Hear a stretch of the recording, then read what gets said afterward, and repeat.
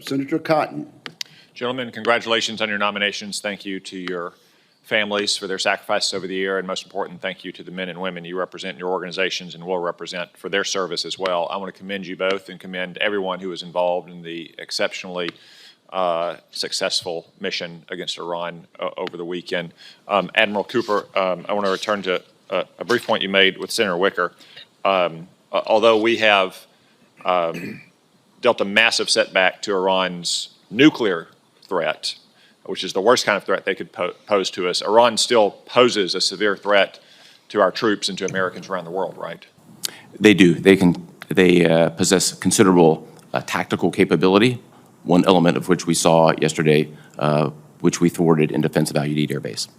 And as the next commander of Central Command, one of your top priorities will be to continue the aggressive defensive posture and to continue the deterrence that's now been reestablished against Iran to defend our troops in the region as well as all of our friends in the region, Israel and the Arab nations.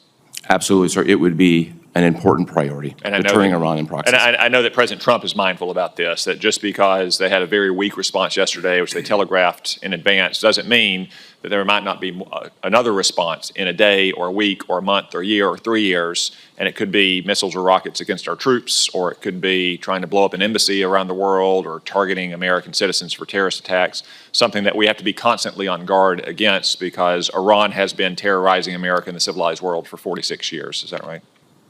Completely agree, sir. We've got to be in a three-point stance, ready to go every single day. And at bottom, Iran didn't become a terrorist state because the United States bombed their nuclear bunkers. The United States bombed their nuclear bunkers because they're a terrorist state.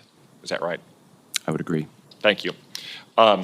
The strikes over the weekend showed the importance of having the world's very best industrial base and best munitions.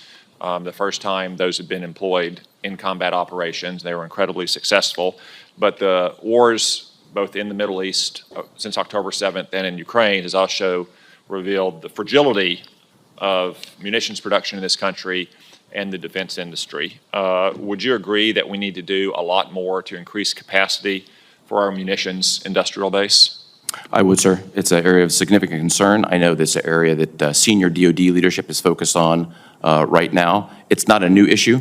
It's been around for some time, but clearly it's one we need to focus on right now. And General Grinkowicz, I assume both in your current role in the Joint Staff and also your anticipated role in Europe, you would agree as well that we need to significantly expand munitions production in this country? Senator, I would. As the Director for Operations on the Joint Staff with the responsibility along with my colleagues in logistics and sustainment for managing those munitions and pushing them to the fight, I'm acutely aware of some of the limitations that we have.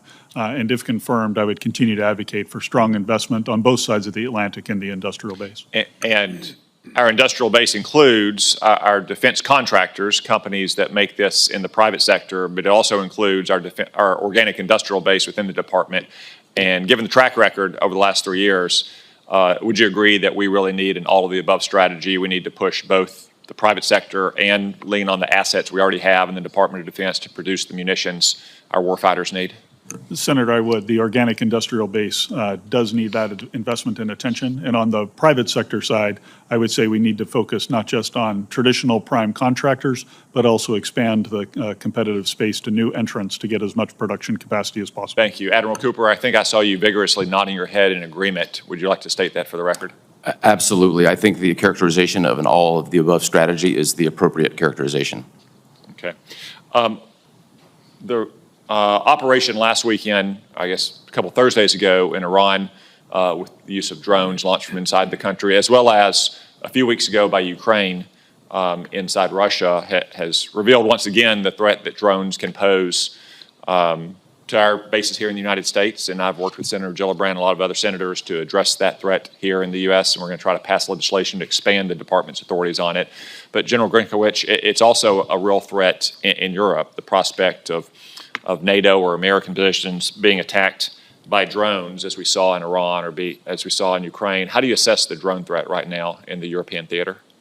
Yeah, Senator, I think it's an acute threat. It's a new technology, and our investment in both counter-UAS capability and the ability to do the same sort of activities with our own drones needs vigorous attention. Thank you. I agree it's an acute threat. If Israel can do it to Iran, if Ukraine can do it to Russia, we need to assume that the bad guys could do it to us and our troops and our bases as well, whether overseas or even here at home, and we need to counteract it rapidly. Thank you.